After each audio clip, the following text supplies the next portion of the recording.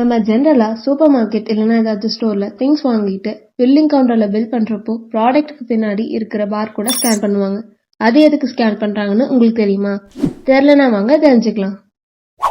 இன்னைக்கு வீடியோல எதுக்கு பார்கோட ப்ராடக்ட் பின்னாடி யூஸ் பண்றாங்க, பார்கோட்னா என்ன அண்ட் அது எப்படி ஒர்க் ஆகுதுன்னு தான் பார்க்க போறோம்.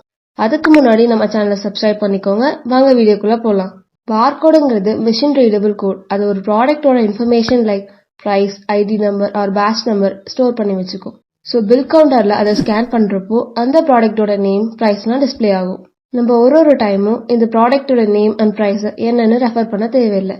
ஸோ பார்கோட் யூஸ் பண்றதுனால பில் பண்றதுக்கு ஈஸியா இருக்கும். இப்போ இந்த பார்கோட் எப்படி ஒர்க் ஆகுதுன்னு பார்க்கலாம். ஒரு ப்ராடக்ட்டுக்கும் ஒரு யூனிக் ப்ராடக்ட் ஐடி இருக்கும். அது தின் பிளாக் லைன்ஸ்ல அண்ட் ஒயிட் ஸ்பேசஸ்ல ரெப்ரசென்ட் பண்ணிருப்பாங்க.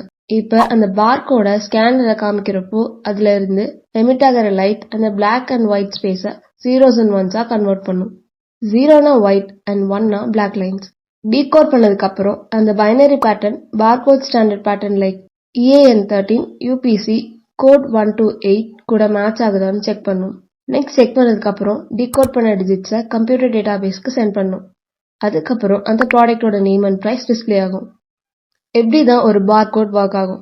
இந்த பார்கோட ஸ்டோர்ல மட்டும் இல்லாம நிறைய பிளேஸ்ல யூஸ் பண்றாங்க. Like courier, hospitals, manufacturing industries, libraries, airports etcetera. இந்த வீடியோ பிடிச்சிருந்தா லைக் பண்ணிட்டு உங்க ஃப்ரெண்ட்ஸ்க்கு ஷேர் பண்ணிருங்க.